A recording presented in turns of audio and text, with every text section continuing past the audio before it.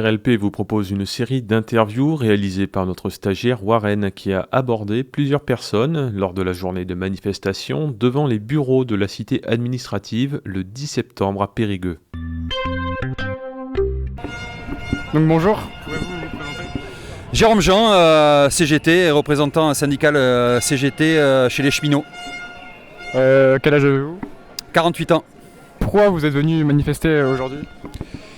Le sentiment de colère éprouvé par une majorité de Français aujourd'hui qui se sentent méprisés, notamment les classes populaires, les privés d'emploi, les jeunes, avec une culpabilisation de la part de gouvernants et de responsables politiques qui sont à la tête du pays depuis plus de 40 ans aujourd'hui et qui viennent nous donner des leçons sur le fait que les salariés, les privés d'emploi encore une fois, seraient responsables de la situation. Et ça c'est tout simplement inacceptable, on ne l'accepte pas et on est là pour une société plus juste, fraternelle et solidaire.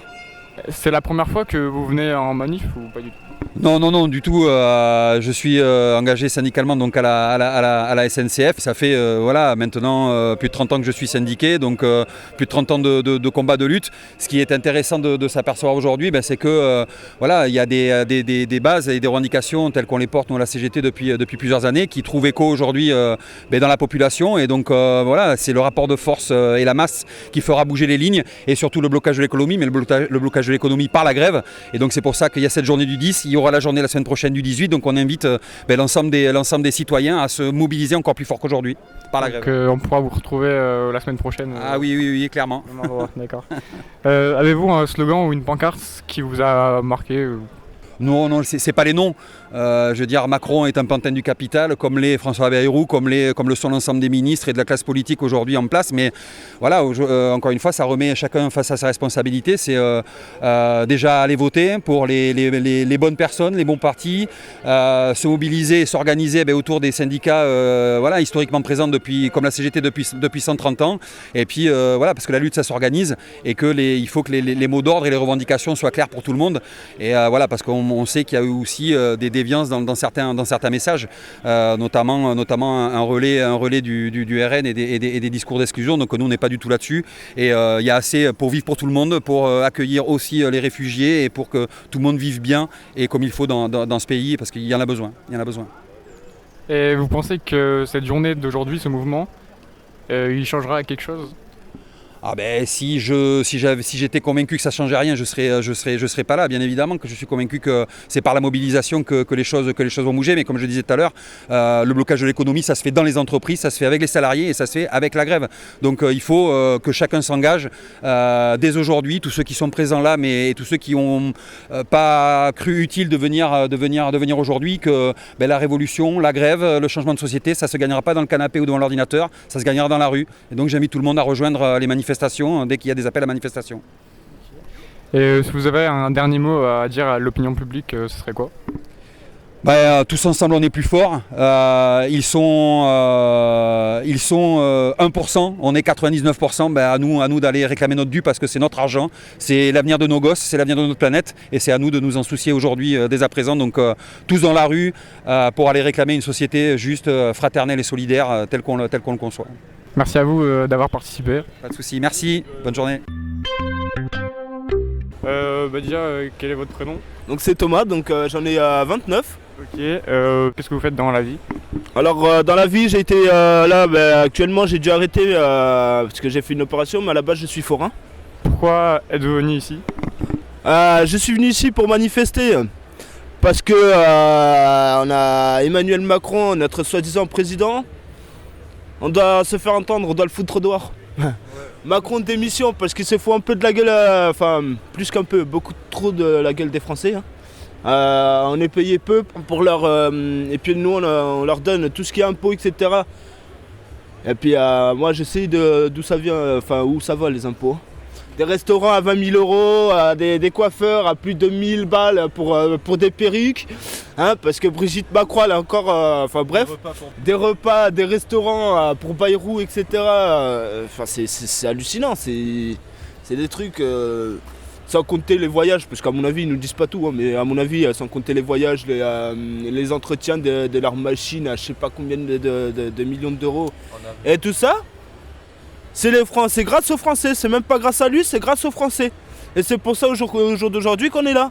On n'est pas des pions. Il y a l'armée française qui ont dit aussi, on n'est pas des pions. Parce qu'aussi on paye pour envoyer de l'armement pour l'Ukraine. C'est pas normal. Nous, c'est notre pays, la France aux Français. Hein. Je suis pas raciste, hein. Mais on a besoin de vivre nous aussi. On n'est pas des pions, on n'est pas des objets.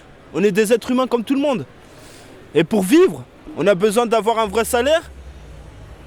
Et en ce moment, le salaire, il part plus dans les impôts que dans nos plaisirs ou dans nos courses à manger ou trucs comme ça.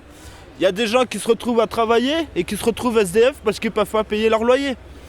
Moi, je me suis revu, ma mère, elle touche une retraite misérable.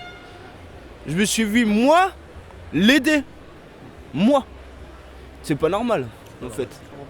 C'est la première fois que vous venez manifester Là, ouais, c'est pas tout à fait la première fois. Ça doit faire la deuxième ou troisième fois. J'ai manifesté avec les agriculteurs une fois. Pensez-vous que ce mouvement provoquera des changements? J'espère. En tout cas, j'espère. Après, je sais pas. Mais j'espère que ça changera, que ça provoquera des changements. Parce que bon, ça fait quand même beaucoup de temps qu'ils y sont. Hein. Il y a Paris, il y a toutes les grandes villes de France, sans compter à Périgueux, bon, nous aussi. Hein. Donc ouais, j'espère que ça fera des changements, qu'il y en a qui comprendront à l'Elysée. Si vous devriez dire un mot à l'opinion publique, ça serait quoi? À l'opinion publique, Macron démission. Merci beaucoup. C'est moi qui vous remercie. Comment vous appelez-vous? Malone. Et Maëlie. Vous avez quel âge à peu près? J'ai 16 ans et lycée Lorgaté en première. Et j'ai 16 ans aussi. Tu fais quoi dans la vie? Lycée général, théâtre. Je peux vous demander pourquoi vous êtes ici? Pour s'exprimer, pour faire parler la jeunesse. Ouais, la même, c'est important. Puis c'est cool les manifs. L'ambiance est bien. C'est la première fois que vous venez manifester ou pas? Moi oui. Moi non, souvent je me greffe aux manifs quand j'en vois dans la rue, genre pour la Palestine et tout. Avez-vous vu un slogan ou une pancarte qui vous a tapé dans l'œil? Ouais, les nôtres. C'est incroyable. Non, en vrai, elles sont stylées. Une caméra. Ouais, mais vous pouvez lire ce qui est écrit sur... La dictature, c'est ferme ta gueule, la démocratie, c'est cause toujours. Pas mal. La jeunesse emmerde le Front National de Porcherie, de Vergina. Avec un beau symbole anarchiste. On apprécie. Classique, hein. Pensez-vous que ce mouvement provoquera des changements? On espère, ouais. Ouais, voilà, on espère. Après, On peut seulement espérer quoi. ouais, voilà. Je pense que ouais. Un peu. Même si c'est pas au niveau du gouvernement, il y a peut-être des gens qui, en voyant les gens se mobiliser, vont se dire ah ouais, c'est stylé, en vrai, je suis un peu d'accord, je vais me renseigner. Et ça peut faire un mouvement de foule. Et ça peut être stylé, quoi. Si vous devriez dire un mot à l'opinion publique, ça serait quoi? Ayez pas peur de vous manifester, genre, et voilà. Et arrêtez de juger les gens qui font des manifestations. Parce qu'il y en a, ils regardent trop mal dans les rues. Les grands-mères et tout. Ouais. Merci d'avoir parlé, d'avoir participé. Passez une bonne journée. Présentez-vous. Ok, je m'appelle Inouk, j'ai 21 ans, je suis cuisinier et saisonnier. Voilà. Je suis Anouk, j'ai 23 ans et je commence mes études pour être éducatrice spécialisée. Du coup, pourquoi vous êtes venu manifester aujourd'hui? On est venu manifester pour soutenir le mouvement actuel, pour montrer le mécontentement budgétaire, politique, tout ça. Et puis pour soutenir le mouvement de foule et montrer qu'on est présent, quoi. Là, ils commencent à être présents les gens là. Voilà, ça commence à bouger. Et puis aussi, on est là pour bouger les choses parce qu'il est temps que la société bouge en entier. Et puis, on est la génération, je pense, qui va faire bouger les choses. Je me suis répétée. Je le pense aussi en vrai. C'est la première fois que vous allez en manif ou pas du tout? Non, nous, on est nantais, donc on a l'habitude des grosses manifs. Et là, ouais. Donc, voilà. Pareil pour moi. Avez-vous un slogan ou une pancarte qui vous a tapé dans l'œil? La mienne. Nous sommes la rage vivante d'une planète mourante. J'ai même pas besoin de demander. Moi j'ai marqué anti-babylonalisable, c'est un petit mot inventé pour dire qu'on est contre Big Brother, contre Babylone, contre le système. Pensez-vous que cette journée en tout cas provoquera des changements dans le futur? J'espère, si les gens respectent le fait de ne pas consommer et de ne pas utiliser leur carte, le moins possible la voiture et tout, je pense que ça peut faire vraiment bouger les choses. Après, il faut que les gens respectent ça. Eh ben, je sais pas si ça peut changer réellement les choses, mais j'espère en tout cas que le plus de personnes vont se mobiliser et montrer qu'il y a énormément de gens qui sont actuellement mécontents, qui sont en train de vivre des choses pas cool et que c'est de plus en plus dur. Donc le but c'est d'avoir le plus de personnes qui se mobilisent et que si ça peut entraîner d'autres mondes avec nous, c'est le but quoi. Si vous aurez un mot à dire à l'opinion publique, vous direz quoi? Faut être solidaire, l'époque elle est dure et voilà. Je vais la rejoindre, il faut être solidaire. Là, le but, c'est qu'on se mobilise tous parce que c'est de moins en moins facile, qu'on est de moins en moins en accord avec ce qui se passe. Et donc, le but, c'est qu'on soit tous ensemble et qu'on avance ensemble vers la même direction, quoi. Merci à vous d'avoir participé à cette interview. Eh ben, merci à toi. Merci à Bonne toi. journée. On est à la manifestation du 10 septembre de la CGT de Périgueux et d'un mouvement citoyen. Donc moi c'est Luna Candeias Garnavo.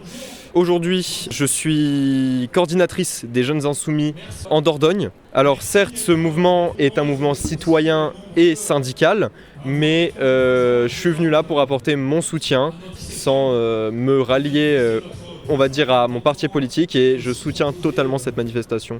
Et du coup je suis là aujourd'hui. Pouvez-vous nous dire les raisons pourquoi vous êtes à cette manifestation?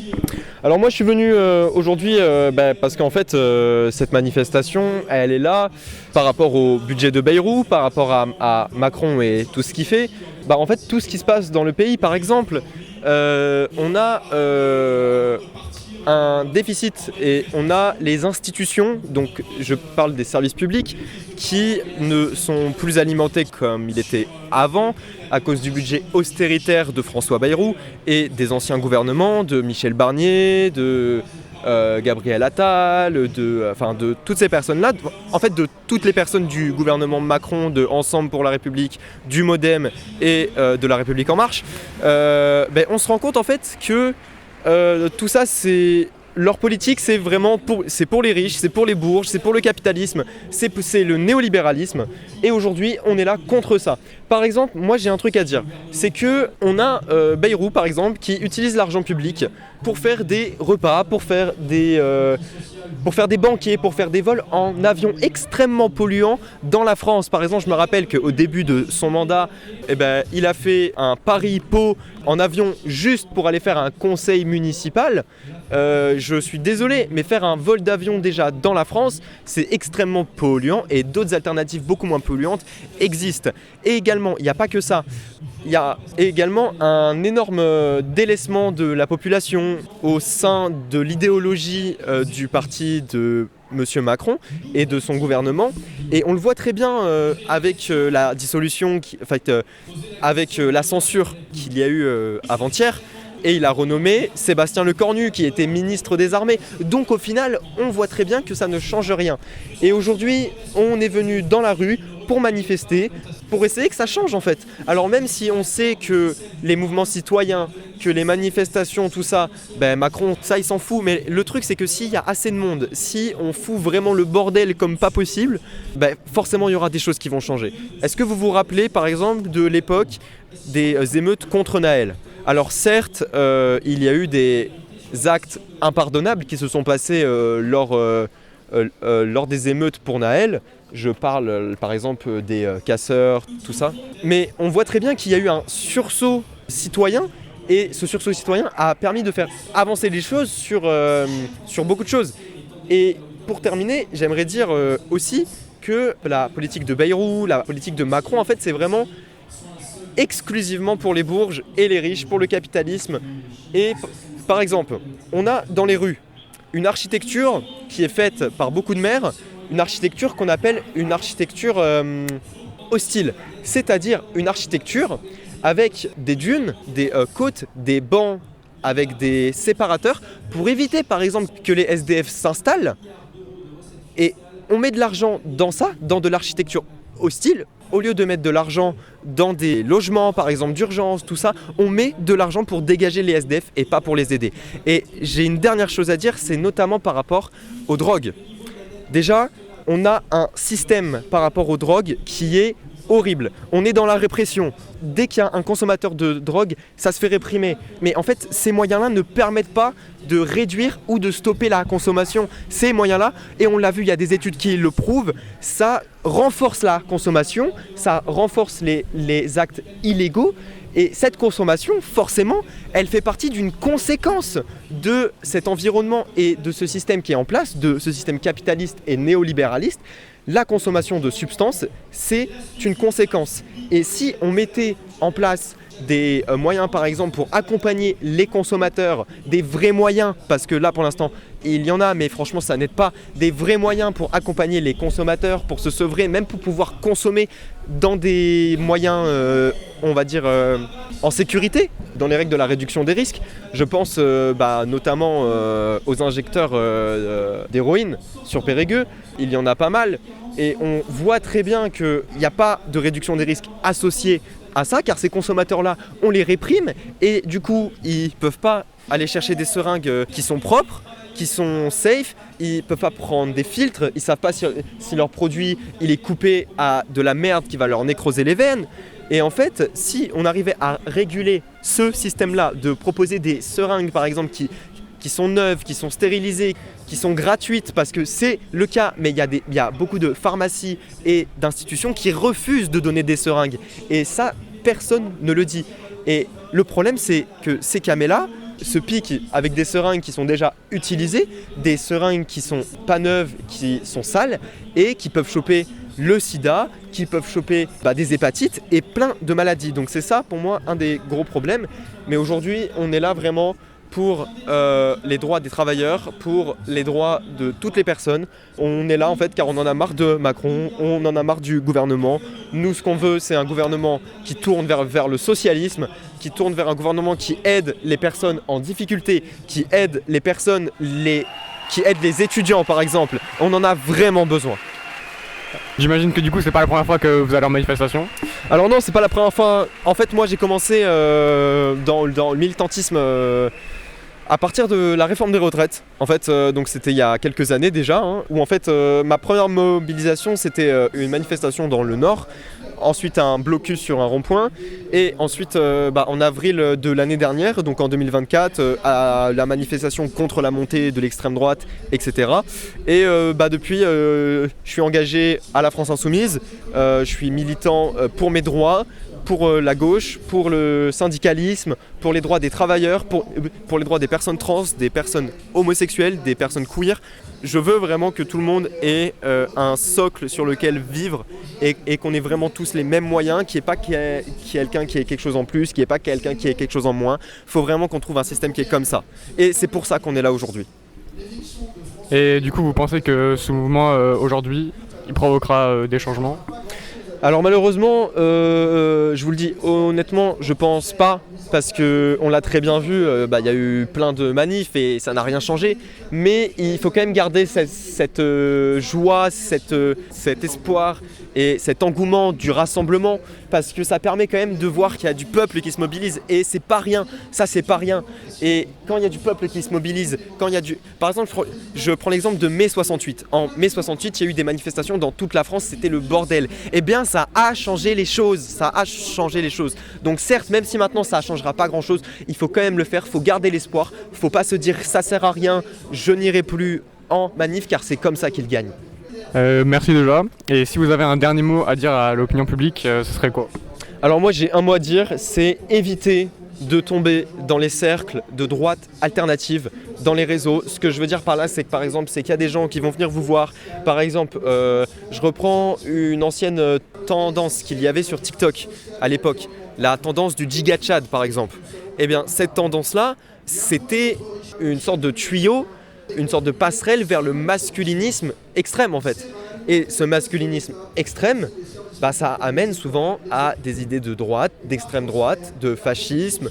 Et je pense vraiment qu'il faut savoir s'informer, avoir un esprit critique, s'informer sur plusieurs sources, pas forcément sur les réseaux, mais juste marcher dans la rue. Si vous êtes raciste, vous marchez dans la rue et vous allez dans un quartier, vous allez voir, il n'y a personne qui va vous faire chier en fait, vous êtes blanc. Voilà, c'était ce que j'avais à dire. Merci beaucoup Luna pour cette interview. C'était votre émission d'actu locale sur RLP.